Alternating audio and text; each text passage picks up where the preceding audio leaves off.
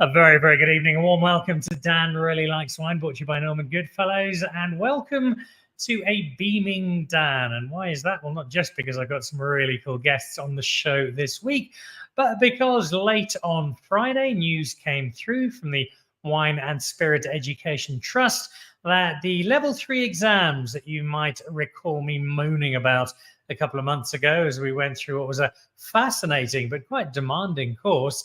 Well, the results came in and somehow, I'll take it, pleasantly surprised, a pass with merit for WSET 3. So it's something that I'd love to take full credit for, but it's actually a combination of the team, Andrew Shelley and his incredible group of lecturers, Kathy Marsden and a team at the Wine Education Centre, people like Elena who lectured us through a very intense 6 weeks, but then also the hundreds, in fact, it's probably well over 1,000 now, guests we've had in the 8 years of Dan Really Likes Wine who have been giving me a running education on the wine world over the time that they've been on the show. It's one of the great joys I have of doing this show, that every single week I get to meet winemakers and wine producers and restaurateurs who love wine and sommeliers and wine writers and people who have a flair for and love for wine. And bit by bit, that has dripped into my knowledge repository, and it's meant that I've been able to get through the exams. There was a lot of study, some late nights, early mornings, and frantic flicking through of textbooks on flights up and down the country. But it really was down to Andrew and his lecturing team and everybody who has given me such a wonderful wine education over the years that has allowed me to have my level 3 in the bag. I'm very, very happy to have that. It's a super qualification. But I think what probably means more than the piece of paper itself is the process, the learning, the discovery of so much about the wine world that the WSET qualification forces you to do. But you come out of it really happy because you do get to learn so much about the wine world and the appreciation thereof. So to the Wine Centre and WSET teams, thank you very much indeed. And it leads rather nicely into today's show. And we were looking at this before the results had come out. And so it is a wonderful symmetry to today. We celebrate 5 of the 6 diploma graduates. That's one considerable step up from me, and the 5 who have got through 6 in total, all women, showing that the South African wine industry is in a very different space to where it once might have been. And we'll find out on the show today from 5 of the 6 why they did it, how difficult it was. This is a 2-year diploma course, and how that is helping them as they move into the next stage of their wine career. And I suspect, much like myself with level 3, albeit amplified considerably, it is a combination of how this helps them in their respective roles in the wine industry, but also just how it taps into the love they have for wine and everything surrounding it. So a really nice way to kick off the week. Some good news for me, but also some terrific guests. We'll get to them in a moment. We'll also get to our news in just a moment. There we go. I have it. It was International Pinotage Day over the weekend. And this is something I dug up out of the cellar and in amongst the old half-empty bottles and the signed selfies that Greg Sherwood sends me for Christmas every year. Big pile of those. This is the Abraham Perold Tributum. I'll show it to you again. Professor Perold, the man who gave us Pinotage all those years ago. Some debate as to whether this is the 100th year, next year is the 100th year, when we really mark 100 years, but it was in 1924 the process kicked off, at least formally, and so 100 years later, or thereabouts, we've got good reason to raise a glass to a grape that's had its fair share of abuse over the years. Pinotage has not been universally adored for many, many years. It is now in a space where its style of interpretation is broad, from the bigger, heavier, thick-set versions that nod towards what once was, to the lighter, more delicate, more elegant varietals, which suggest the heritage, the Cinsault and the Pinot Noir that came together to give us Pinotage a lot more recognizably. We'll be doing a little more on Pinotage over the course of the coming month, but that was a bottle I found. It was 10 years old. It drank very nicely indeed as a Cape blend, not 100% Pinotage, but a Cape blend, a nice discovery in the cellar and a good way to pay tribute to a man who did so much for the South African wine history. All right, in just a moment, we have our 5 guests. I think 3 or 4 of them to start with, and our 5th one will join us midway through the show. Before we get to them and congratulate them on the extraordinary achievement of getting through the 2-year WSET Level 4 diploma course, here's a quick look at some of the latest wine news.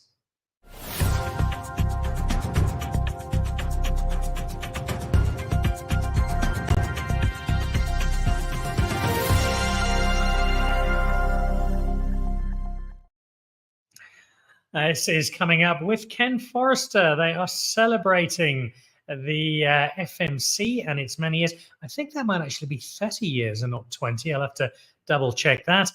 Salon has been doing some terrific dinners. They did one recently with the team at Mullineux, and they're now doing one. That's Luke Dell Roberts, who is of Test Kitchen and now Salon fame, and various others in between, amongst them the Potluck Club and the Short Market Club. Ken's wines, coupled with the food of Luke, the joy of Chenin generally, and the FMC in particular, is the ability to age it and the ability to pair it with all manner of foods. This is Chenin that can sit with a steak. It is Chenin that can sit with a curry with not Vindaloo levels of heat, but certainly a decent dash of spice to it, with seafood, with duck I had it with recently. It is incredibly dexterous, not unlike Kenneth himself. And that's coming up at Salon. You can head over to the Salon website if you'd like to be part of a very special night with Ken Forrester, the wines of the FMC collection, and the food of Luke Dell Roberts. Also coming up, the Stellenbosch Street Soirees. This is just Mike Radcliffe deciding he wants a party in Stellenbosch, closing down roads for it and getting plenty of support. The next of these is the end of the month, 30th of October. Drosty Street in Stellenbosch. The tickets are available at plankton.mobi. It's 220 Rand, gets you your glass and your 10 wine tasting tokens. And as you can see, these are spilling into November through the Christmas period and well on into February and March. Drosty Street comes alive with the best of Stellenbosch.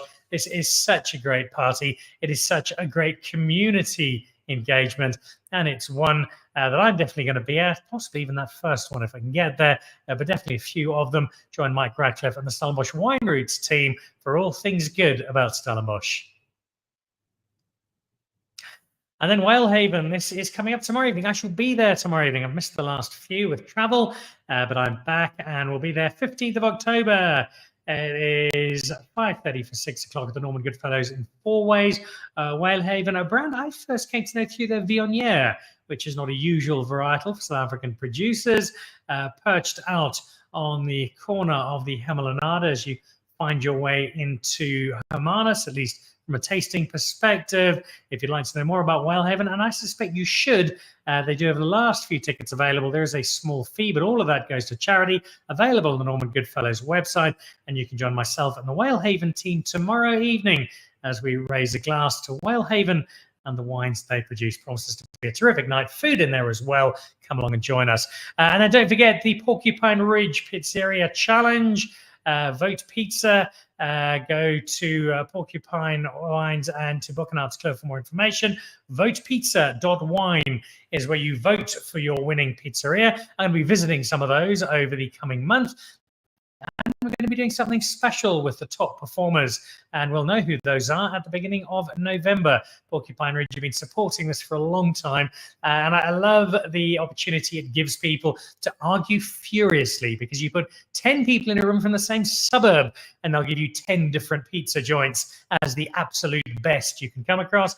It's a really fun way of debating in the best possible sense around something we all love, and accompanied by the wines of Porcupine Ridge, which do sit rather nicely with pizza. So more of that coming up, but do get to Vote Pizza and get behind a great challenge, and you can win a whole load of prizes, including a pizza oven, wine for a year, pizza vouchers. No reason not to get involved. We look forward to having you as part of the Pizza Challenge voting team. All right, well, that takes us into well, a slightly intimidating quintet, because we've got all 5 of them now. They have trooped in to join us, and these are 5 of the 6 graduates in the latest diploma course with WSET level 4. They have been through 2 years of study. They've had to write a thesis, which is at just about doctorate levels in wine terms. And in the case of one of them, and I won't mention who, Malu, have moaned relentlessly about how tough it is, how there's no time to study, and how they're absolutely definitely going to fail it, and of course coasted through, as did the other 5. So if I can ask all 6 to come and join me, and welcome to Dan Really Likes Wine. Lovely to have, in no particular order, Kerry Sutherland, Madison and Clarise Sciocatti, and Stephanie Cartwright, and Malu Lambert. Guys, congratulations. First of all, I was completely convinced I failed mine, utterly nervous. I was only really wanting to get my results so I could plan my rewrite.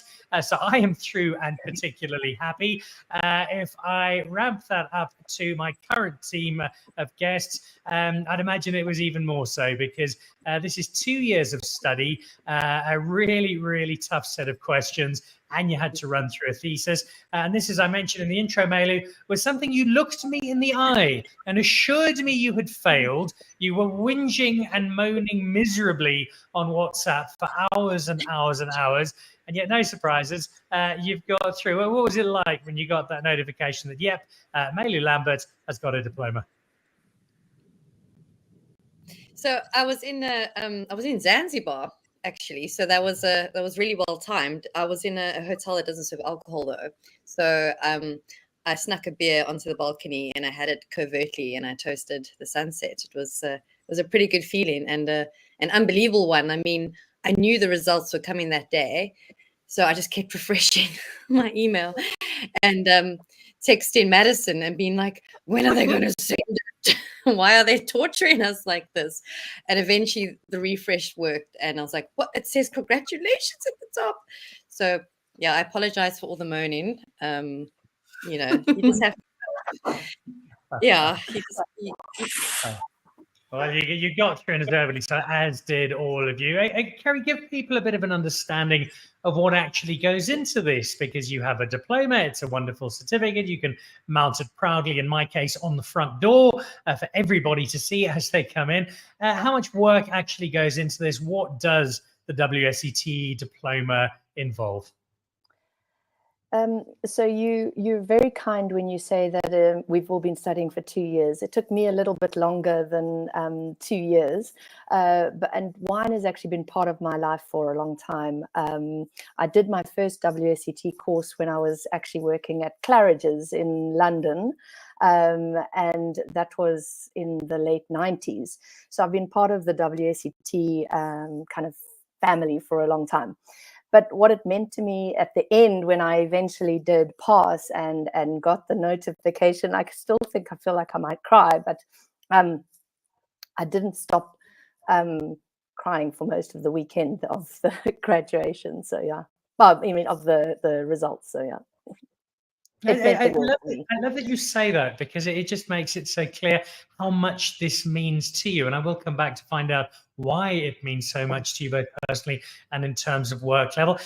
Stephanie, you're probably the anathema to Malu in that this was kind of a minor irritation to swat aside on your 16th birthday before you career off to your doctors in wine and whatever comes next. Was it, though, even for somebody who has this abnormal ability to drink, taste, appreciate and appraise wine, something of a challenge?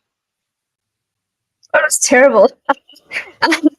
Yeah, I mean, it's you learn a lot as you're going, which is obviously the reason you do it and you love. I think kind of the best and the worst thing about it is where, like in level 3, they just tell you that, you know, those are the reasons why. Level 4 spends a lot of time explaining the methods and kind of, I don't know, it's just a lot.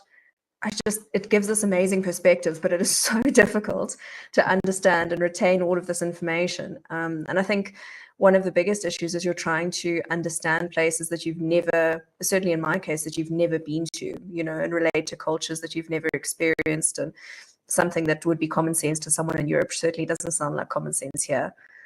So yeah, it was incredibly hard. Yeah, there's no understating that at all, I'm afraid. I'm completely with Malu.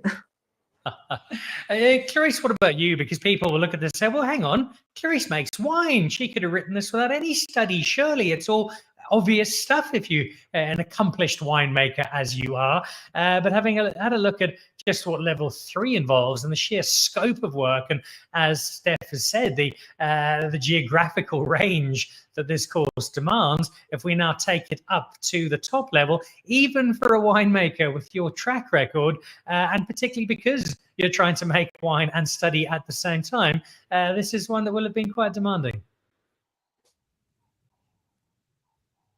Yes, so it was very demanding. I am a winemaker. I have a degree, but it was still very demanding. The thing is, when we study, we do learn, we touch on other countries and other regions, but not as intense as this. And also, this is a trade qualification, so you look at it from a totally different side. Whereas I did like production, like a vineyard and winery side, this is something totally different, and it really opens your eyes to I don't know, the immense world of wine, because it's just huge. And even me, I didn't finish it in 2 years, so because obviously it's just a lot. It's a lot. I think it's probably easier if you have more time on your hands, which you don't always when you're working full time. And I think there's other things that also play a role. Like I think Malu can relate. We have kids, and I had countless weekends where I spent it alone and kind of just sent my husband and my son away so I can study. So, but I mean, it was amazing. I really enjoyed it. We don't get the exposure to the amount of wines and the diversity of wines and wine regions in South Africa. So it really just opens up your eyes and makes you see it from a different view. It's fantastic. I can identify with the kids part. My son, who's now 8, did ask me very, very, very honestly if we could possibly use my textbooks to start a braai once we had finished the writing of exams. I could see where he was coming from. Madison, lots of understanding of how tough this was, the demands of the time, the knowledge. But if, again, I reference my own level 3, which is certainly nowhere near where you guys have been, but the element that I took away from this was, although it was early mornings and late nights and weekends, I was learning something I genuinely wanted to learn, and it was content I was genuinely interested in. Again, ratcheting that up to diploma level, was that the case, that for all the sacrifices you had to make, there was an immense sense of reward simply in the knowledge you were gaining through the process? I think sometimes when you are repeating the exams and repeating the information so frequently, you in the journey lose a little bit of the joy of that knowledge. So it can be very frustrating because, I mean, like you've heard, it's immensely vast. There's so much to consider that when you start to like deep dive into this, as you're reading it, you think, this is so interesting. Oh my goodness, I didn't know that. You know, and that's the first time you pass through the information. And then you sort of sit back and think, okay, this is so interesting, but now I've got to remember all of this and I have to relate this to, you know, your 12 factors or whatever you want to look at it as. So immensely joyful in the beginning, and then somewhere in the middle you lose it. And then when you get the congratulations email, it's joyful again. It's, you know, that was super interesting. I'm so proud to have learned it. But I do think, especially, I mean, a lot of us took more than 2 years. I mean, I took 5. So you do find a little wander down a frustrating path. But I don't think anything can take away from the knowledge that you do get and how interesting it is to be able to, in conversations, find yourself bubbling up with this information that you kind of didn't even know you'd taken in, which is also really, really interesting and quite cool. And that does mean I should clarify something. It is a minimum of 2 years, but it can take a fair amount longer, as it should, because there is so much to do here, and you are trying to juggle it with whatever else you're doing in the wine industry. And all of our guests are involved in the wine industry, which leads me, Kerry, to the question of of your motivation in doing this. It's a divide, and I'm not sure where in the middle the actual divide sits, but a divide between personal passion and how it can work in your own industry and the work that you do in that industry. Explain your motivation and what you were looking to get out of taking on this diploma. Sorry. Sorry, Kerry there. Kerry, apologies. Sorry. I think we lost her. There we go. Kerry is back. When I first started, it was very much about I wanted to better my personal knowledge of wine. I kind of had been in the industry for quite some time already, and so yeah, it was really a personal thing in the beginning. But I have realized now, I wear my badge proudly every day. I've already lost it once. I've had to buy a second one, which is frustrating. But anyway, how much that means and how much people take you a little bit more, like they realize that your knowledge is actually very vast, and that you do have something that's behind you. So I think for me, it started out very much as a personal journey, but it's ended up really setting one apart from other people in the industry. And you now have this terrific qualification. Sorry, not in an arrogant way. Sorry, but in a real professional way. Sorry. It came off as completely arrogant, Kerry. That's all we got out of it. No. So, but and none of you will be. I, of course, will be as arrogant as possible with this and claim it's far more valuable than it really is. Whereas you guys are nothing like that. But it's something that you deserve to revel in because you've put so much work into it. I'm interested, Clarise, in how this might filter in to the winemaking space. We're used to bottles, we won't name any particular states, but certain bottles where you can barely work out what the wine is because they've got 300 stickers from the Belgian Chardonnay Awards and the Eastern South American Wine Trophy. And that element you can kind of understand. How does this translate, if it does at all, into your standing as a winemaker, into what you do as a winemaker, into how you sell your wine? Well, definitely it helped me understand the market a bit more and why people, why certain brands are a success and why certain brands struggle. So it's really informative in terms of how to market yourself, but also how to not just making the wine, but where to kind of choose your sites and why it's important and why it's important for the consumer, not just for yourself. So it really touches on the part of winemaking or wine production that I wasn't really very knowledgeable on. I mean, I did production, but I mean, why do you need to do a label a certain way, and what's catching and what's not, and what's a fit for a certain type of market, and the different types of trade clients and different routes to market and things like that. So for me, that was probably, apart from the immense wine knowledge and viticulture knowledge that I also got from the course, to me that was very, very valuable. And I think it will definitely help me in future to kind of set myself apart.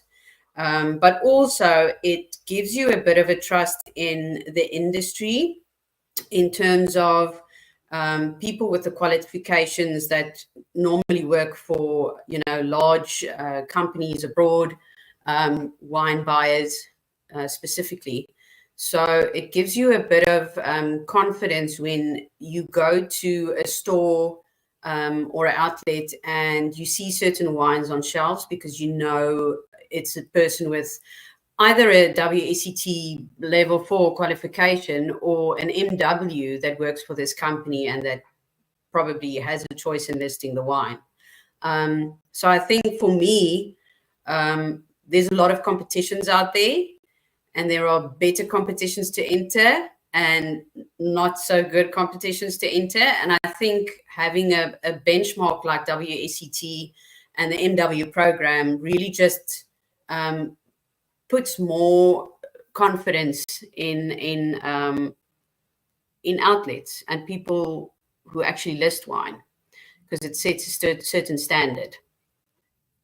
I love the fact that how clearly this is translating into your wine future, and you underscore the value of it very vividly. I see Elena Mellis, one of my tutors and lecturers, who's probably very happy I don't have to do rewrite. She doesn't have to try and teach me again, is watching on Instagram. Elena, thanks again for all your help. I see Derek Pratt Jones is watching on Instagram, and a couple of guys watching on Facebook. Chantal Johansson, well done, ladies, says Chantal, cheering along. And Denzel Jonathan Swartz, himself a key figure in our local wine industry. I have the greatest respect for you all. Denzel Jonathan is trying to sell a fair amount of wine, Madison. That's not something you are unfamiliar with. Give us your take on how this will translate into what you do, and how this diploma is going to shape your future in the wine industry. When I started out in wine, it was very much, or my first sort of interaction with wine in terms of, somebody trying to sell it to me, was quite an affronting sort of experience, because I felt very alienated from the whole thing. And I mean, I was sort of fresh out of school, just moved down to the Western Cape.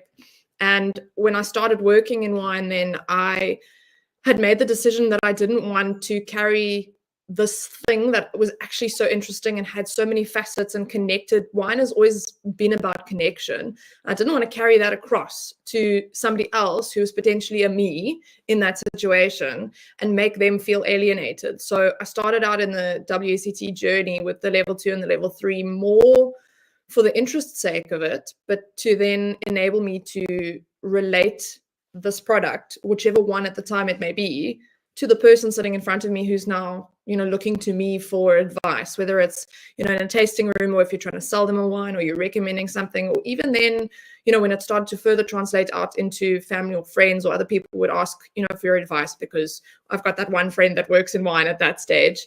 But really, I think it's given me a great understanding on how vastly you can relate one single thing to so many people through multiple different touch points and channels. And I think we in South Africa are already ahead with the people component, because we've got such a great tourism and hospitality industry that really allows us to do that. But having this sort of global knowledge allows us to bring people deeper into South African wine, which I think it's just really getting started. I think we're going to see, this future of SA wine is just going to be phenomenal. And I think everybody who can equip themselves with a 2 or a 3 or a diploma, contributes to that relating and connecting wine with the person on the other end, the person who tends to then buy it and drink it. So I think for me, the biggest thing is, and always has been, about connection. How does wine connect one person to another? That finite experience of sipping and opening the bottle, taking a sip, and everybody's got a different opinion about the same thing, but it's all linked and it's all united. So I think that's really, for me, what drives me forward is, the connection around it. And that education that you speak of so passionately, and it's crucial if our wine industry is going to grow. And having more people at the top end of the WSET scale is only going to help that. It's clearly helping you in your role going forward, Madison. Steph, it's going to help you as well, consider, I'd imagine, because through Great Domains, you have this vast tract of international wines. It flows in predominantly from Europe. And you, as you said earlier, are dealing with wines from places you've never been to. You've seen on maps and looked at online and watched on television, but haven't actually been to. Is there a real sense that having this diploma under your belt, that having gone through the work that getting it required, you now have this far richer understanding of not just the wine itself, but the heritage of that wine that you're now passing on to the South African market? Yeah, look, it's definitely incredibly useful. I think the thing about studying wine is it's incredibly humbling. Like the moment you start studying something, you realize, oh, I thought I understood that, but actually what I understand is the tip of the iceberg. And yeah, I mean, I'm very fortunate to work with people that are very passionate about wine, and I don't think there's any substitute for experience. But what it does do is when you're sitting with the likes of Wayne and Derek, who are experts in many things, it just gives you that little bit more confidence to be able to engage in a wine region and talk about it and kind of get more from what they, the knowledge that they're passing on. And I think I have to agree with Madison as well. One of the most amazing things about the program is that it gives you the ability to take what you learn, and sometimes this kind of jargon of viticultural terms, and translate it into something that hopefully is engaging for everyone that enjoys wine. And I think that's the excitement, is when, you know, you can be incredibly geeky about all the reasons why it is the way it is, and then talk to people about it, and you can see that even if, you know, they're new to wine, or they're just starting to understand it, like, they're interested, and you're not bombarding them with a textbook. It's clearly had such an impact on all of our successful diploma graduates.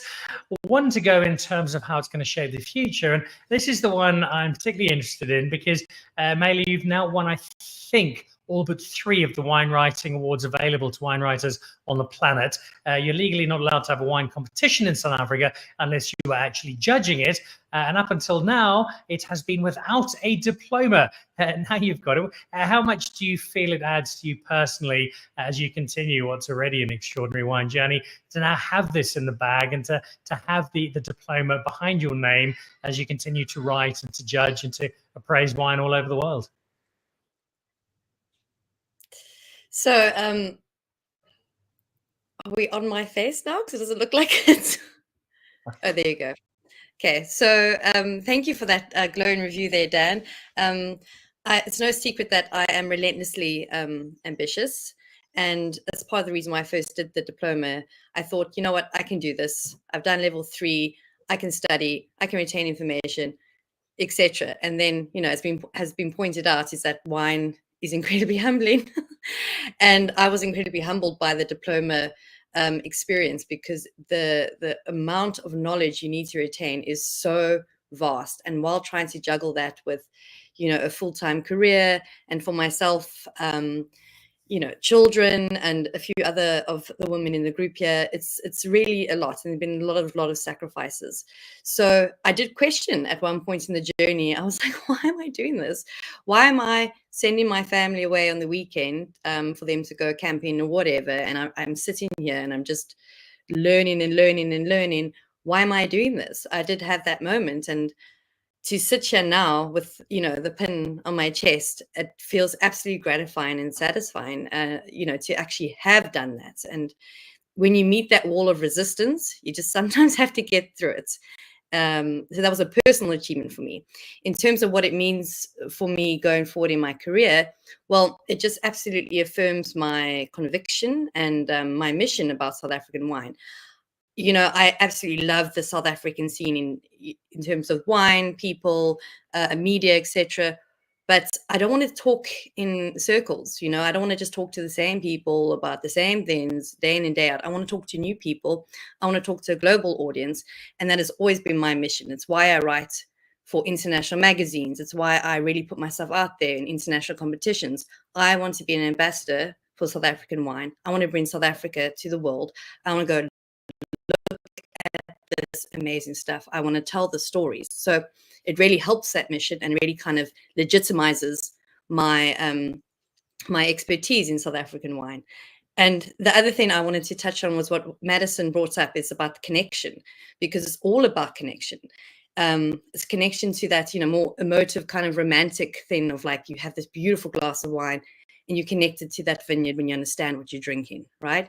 But it's also about connection to the South African world, to the outside world, and saying, these are our wines, this is what's happening.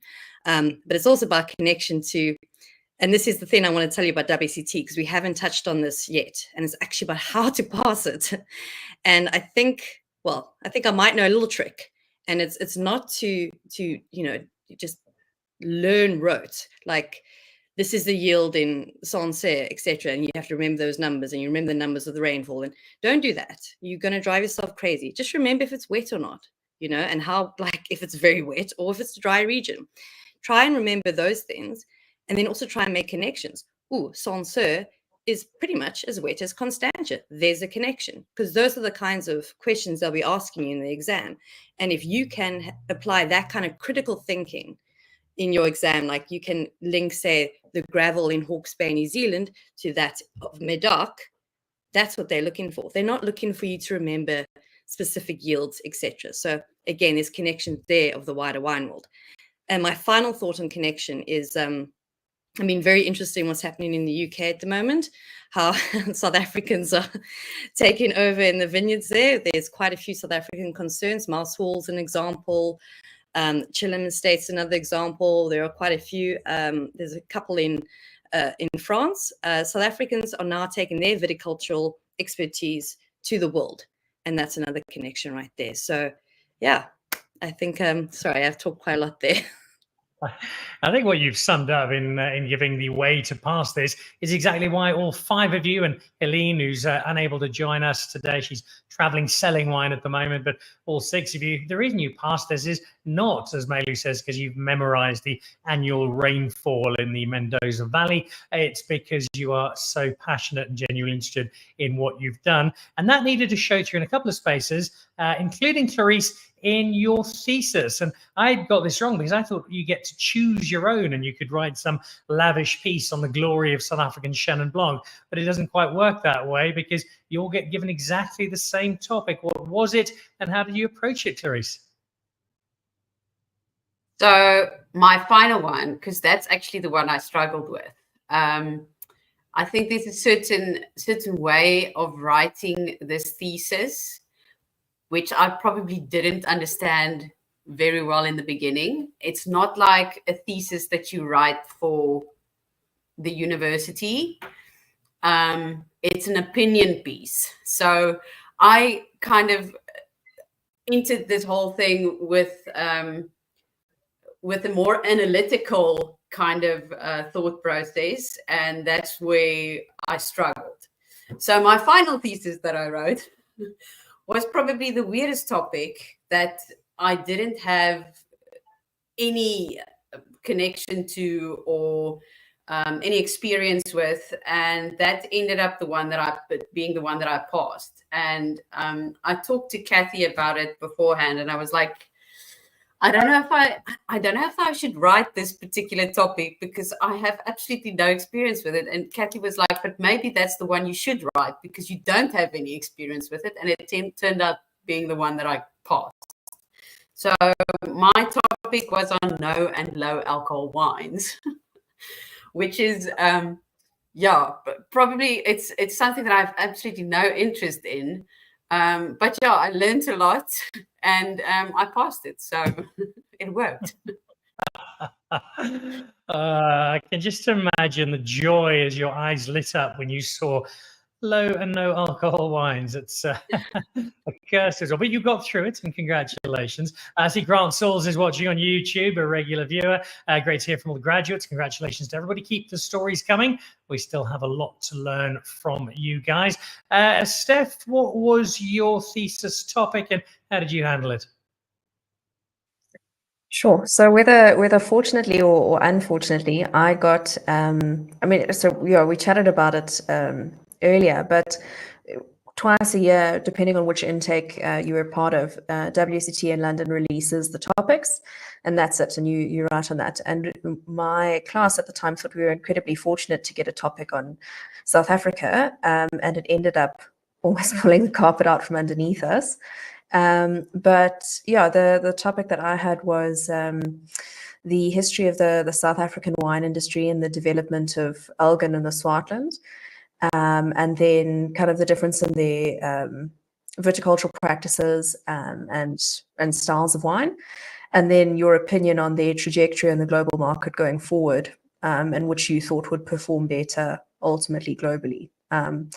So yeah, it was a bit contentious because you're trying to get as many opinions as possible from so many wonderful winemakers in South Africa, but at the end of the day you have to give an opinion, and you don't want to offend anyone. So it was a tricky write, but I thoroughly enjoyed learning so much about it, and I think it really contextualized a lot of my understanding of South African wine now. I won't ask you about your particular thesis answer, Elgin versus Swartland. It'll leave one half very unhappy and the other celebrating wildly. But great to have that topic to go through and unveil some knowledge on that. In terms of your thesis, Kerry, what were you dealing with? So I wasn't. mine was wine branding, and what is the importance to retailers and the consumer. So for me, I loved that. That was the best part of my whole experience, was that self-study and the kind of really looking into what branding is all about with wines. So yeah, mine, it was the one I did the best in. So I was very happy with my topic. Well, I can understand why. You have plenty of experience and knowledge in that space, and that always does make it easy, but you still needed to pull it off, and that you certainly did. Malu, what was your thesis, the one that you were so absolutely unpleasant to talk to during the course of writing it? Well, it's a great topic. It was natural wine. So, I mean, how could one not love this? But the funny thing that I'm so interested to hear your opinion on this, Clarise, because I'm not an academic writer at all. Like, I'm not trained academically at all. Like, I'm a writer. So everyone expects me to be really good at these kinds of things because I write for a living, right? I struggled because I was trying to write academically. So I really struggled, but I did pass, luckily. And it was a great topic. So I always go a bit extra, you know. So I downloaded every natural wine book I possibly could on my Kindle. I read all these books. I used all kind of. I was too much on it, but I got the results.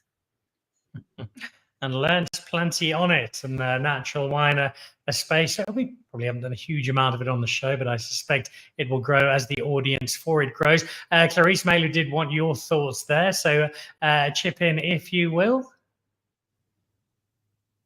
Well, I think you probably obviously have like a natural writing ability compared to me, but yeah, I definitely went to like too much into stats and probably not giving too much of my own opinion, you know, coming to conclusions based on stats rather than giving an opinion.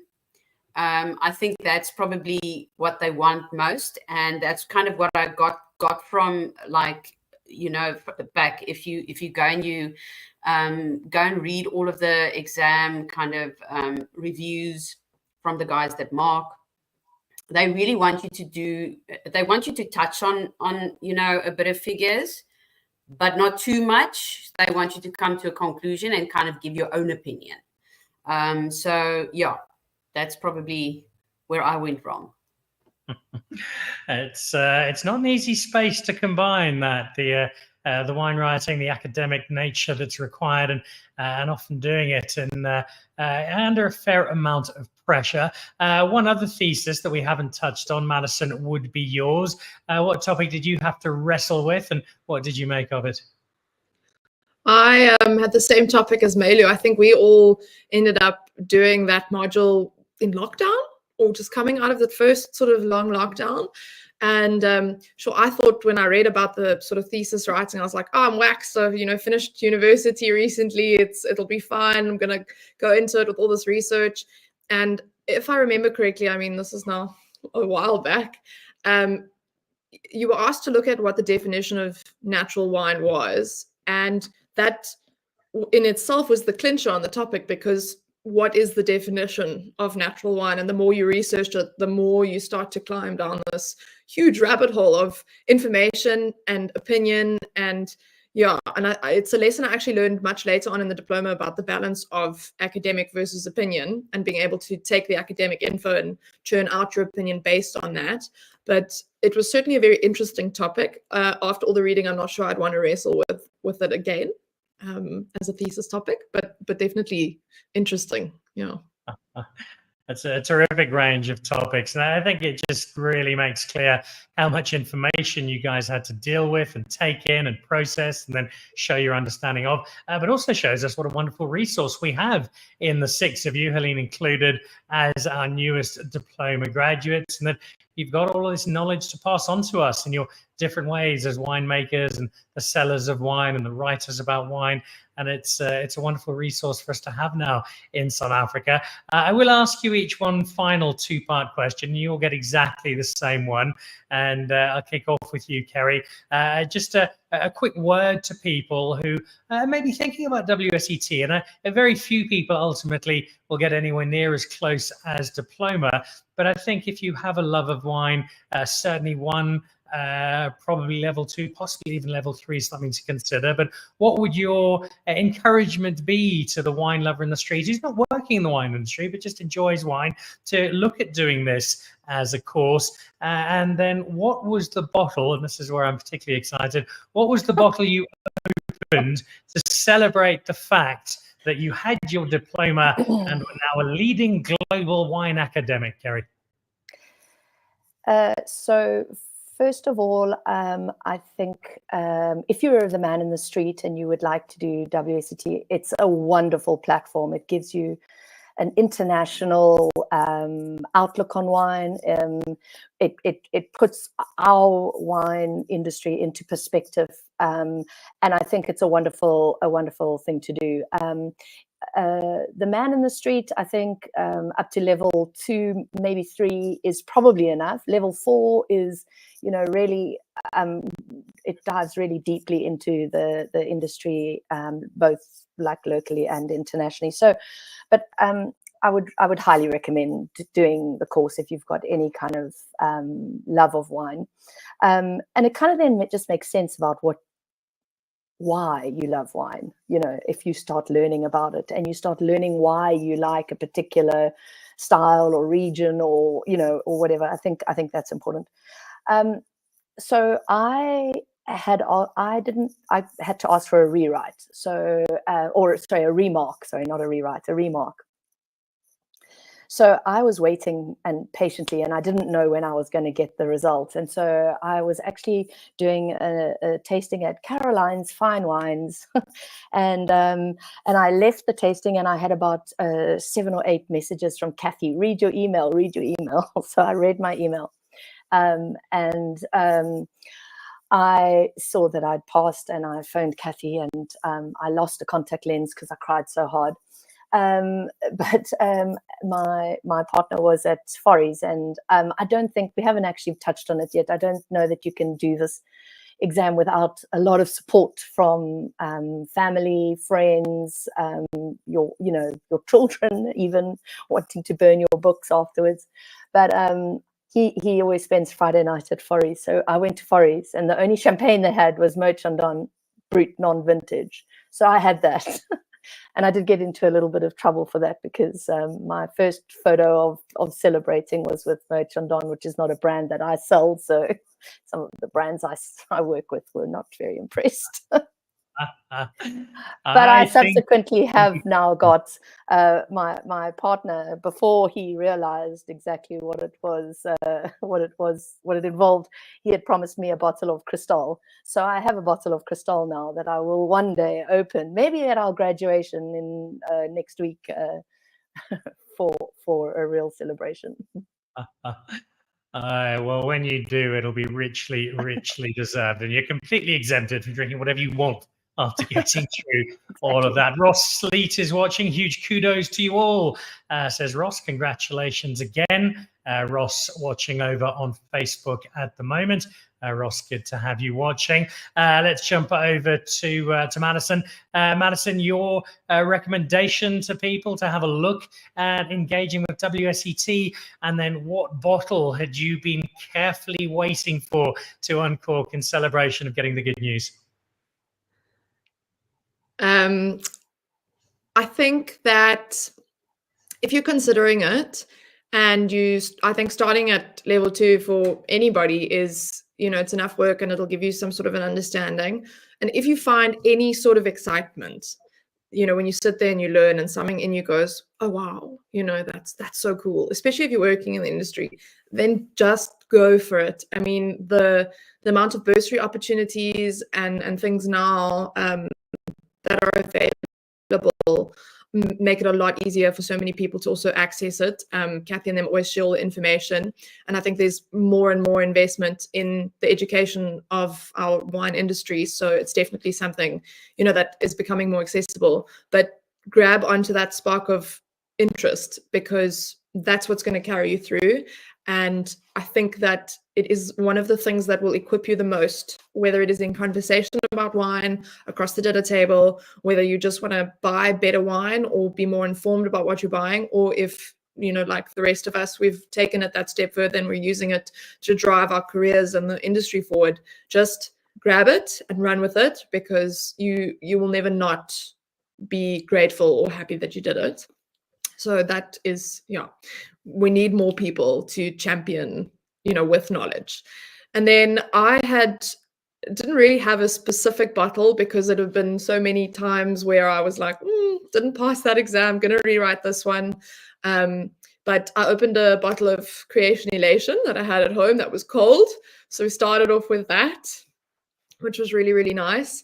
And then Olive Hamilton Russell had given all of us who started in the same graduate class a bottle of Pinot Noir.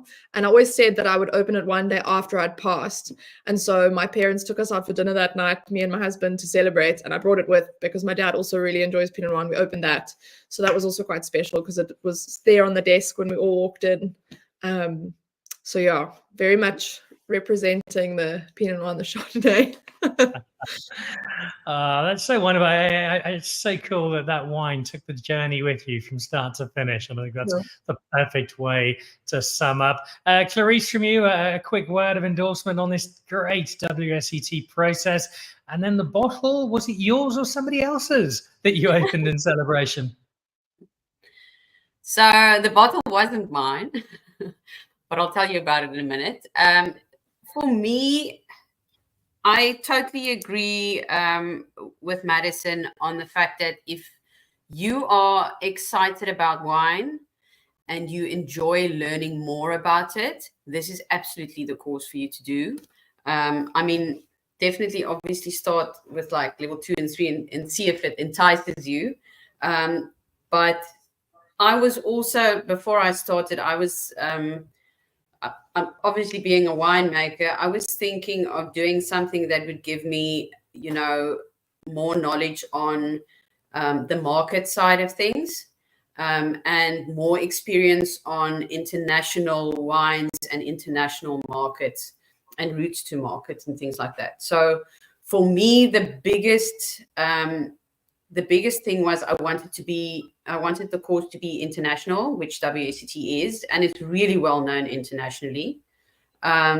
It obviously comes at a price.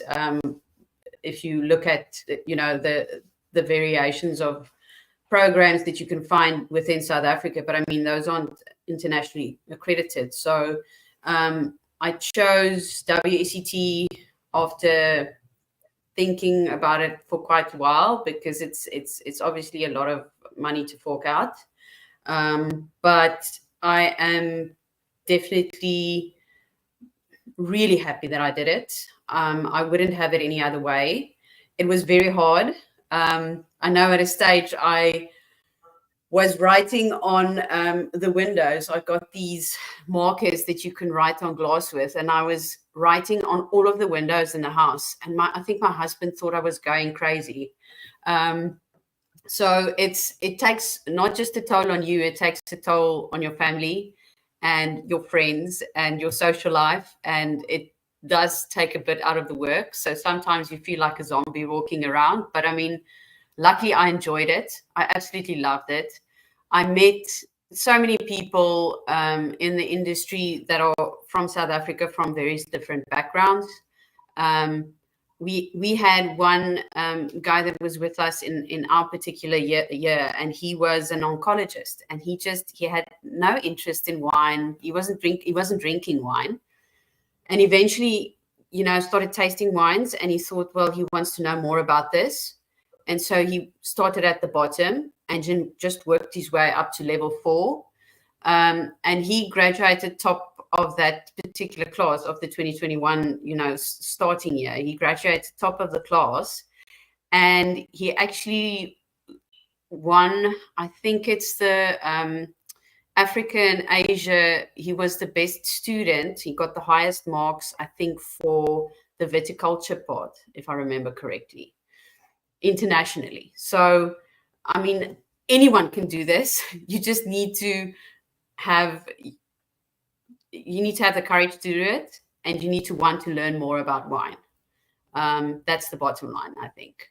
But my wine that I opened was actually a bottle of Ferrari non-vintage traditional method from Trentudok that I was gifted, and that was fantastic. That sounds like a very good way to celebrate, and those sound like many good reasons to get involved in WSET. I think we have many converts through the course of the show. We're almost wrapped up, but let's get our last two guests very quickly. Steph, likewise, just a quick thumbs up to the WSET process. And then what did you quietly remove from the Great Domains collection and sneak home to revel in?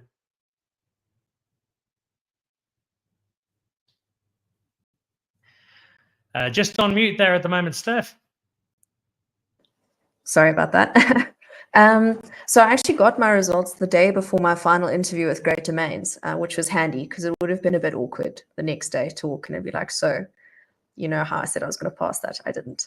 It would have been awkward. So there was a lot of celebrating. But yeah, before we get to that, I think, you know, wine, so much happens around wine. It's an incredibly sociable thing. I think if you're in a relationship and you're both kind of epicures of some kind, it's a really romantic thing to do with your partner. You know, if you do WSET 2 or something like that together. WSET 3 just really enriches your understanding of wine, and I think gives you a new appreciation for why you like it so much. And I think a hell of a lot of business happens around wine as well. So I think if you're in any kind of like leading role in a company, it would never hurt you to understand it. And yeah, it's amazing. Kathy and Andrew do an incredible job. It's very hard to make an argument against WSET at any point. And I opened a bottle of Bollinger that had been sitting in my fridge since the previous October, staring at me. So the previous October, someone had given it to me as a gift. And then I failed my theory paper that year. So it sat and stared at me for a year. And then I opened it and celebrated. And then I think I was asleep by about 8:30 because I was absolutely exhausted. And that was 8:30 in the morning because she opened it for breakfast, as one should when celebrating such things. Malu, finally, to wrap up, we've had so much wonderful endorsement already on why these courses can offer great value to wine lovers. A last word there from you. And then which bottle the international, global, intergalactic wine writer of the millennium decided was the one to open? Well, you know, I like the last word, Dan. So thank you very much for that. I love listening to all your stories, guys, and congratulations to you all so much. We're in this together, and I'm so very proud of you all, and so glad that we can raise the flag of South Africa together like this. So first of all, I just want to say that what hasn't been touched on is the structure of the course and how very difficult certain parts are. So the beginning parts, you know, we have a viticulture, and then a business, and then the thesis, and we have sparkling wine, which is really amazing, and then we have fortified wines, which is also really amazing. So we have all these modules that we have to complete, and that kind of takes up the bulk of your time, and you're just having the best time. And you know, some of these are difficult to pass, but it's slightly more manageable than the last module, which is wines of the world, which is impossible, which is an absolute wall of information. And so you get through all these lovely modules, and then you get to this wall, and you're like, oh, okay, wow, I need another 5 years just for that module. But that being said, I just want to highlight, when I went to Portugal, I think, no, it wasn't last year, but the year before, I just felt my textbook come alive in front of me, you know, as I looked at the port boats on the river, and I was drinking cohitas from my birth year, and I went to the Douro and I saw the granite monoliths, and, you know, you really just feel the wine will come in alive, and that's what these modules do. So there's a lot of enjoyment to be had until you get to the wall of the D3 hardcore exam. And I think that's where a lot of people either then dip out or don't pass, or, you know, that's a big one to face at the end. So I just want my advice to people considering on taking on this qualification is just have that monolith of the D3 in the back of your mind while you're studying your other modules. Just kind of have it there, because it is a lot. It is as much. It's the majority of the work actually of the entire course. So that being said, another amazing thing, and Clarise, you brought this up now with your oncologist, which I thought was so sweet, because what I was just thinking about was one of our intakes. Mads and I were in the first actual actual classroom of diploma intakes in Africa. So before me and Mads, it was an online thing, and we were the first actual students. And then, well, in a classroom. And then COVID hit. So then that put paid to the classroom, and we had to then taste our wine samples out of the little bottles that were delivered by Andrew, very meticulous, because he's very meticulous. I forgot about that. So yeah, that was really fun. And anyway, so the person I'm talking about, there was somebody in our class who absolutely wonderful man. And you know, you go around introducing yourself. There were people that worked in wine estates. There were people, you know, from all walks of the industry. And he goes, "I'm an enthusiastic consumer." And I just have so much respect for that, because he's like, yes, I love wine, and I'm here to learn more about wine. It's not going to help my business anyway. That's not important, but I'm here because I love wine. And that really is the heart of WSET. If you love wine, if you want to be immersed in your passion, there is no greater privilege on earth than doing WSET and immersing yourself in your passion. So I spoke so much previously now about WSET because you asked me about my bottle, Dan. I told you it was a sneaky beer in Zanzibar, in a hotel that didn't serve alcohol. That was what I celebrated with. And then we went down to the beach bar afterwards, and there's no wine in Zanzibar, not really. So I ordered the trashiest cocktail I could find, which was a Sex on the Beach, and I toasted it, and I was like, yeah. So I think I'll have to unearth something for our graduation, guys. I've got a few things in mind, maybe a really, really nice old vine Semillon, something like that. Okay, so I'll be coming with it.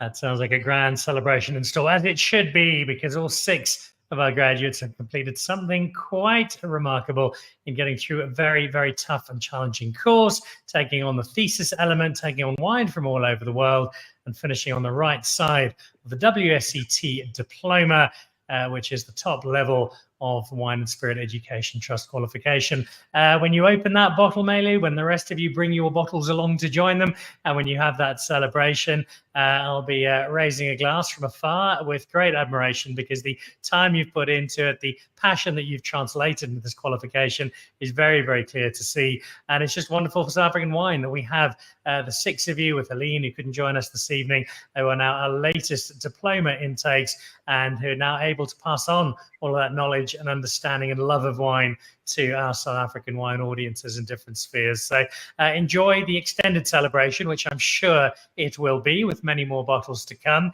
Well done on getting through it all and putting the study behind you. And thank you very much for joining us this evening and allowing us to join in your celebrations. And congratulations, Dan, on your level 3. Come join us. Yes. Absolutely. Oh, thank you so much for having us. All right. Thank you. Thank you so much. To Kerry, Have a to good evening. Clarise, to Madison, Stephanie, and Malu, guys, thank you all very, very much. Congratulations and well done. If you're interested in the WSET qualifications, just go online, have a rummage around the wine centre here in South Africa with the Marsdens, with Andrew Shelley and their team, do an outstanding job.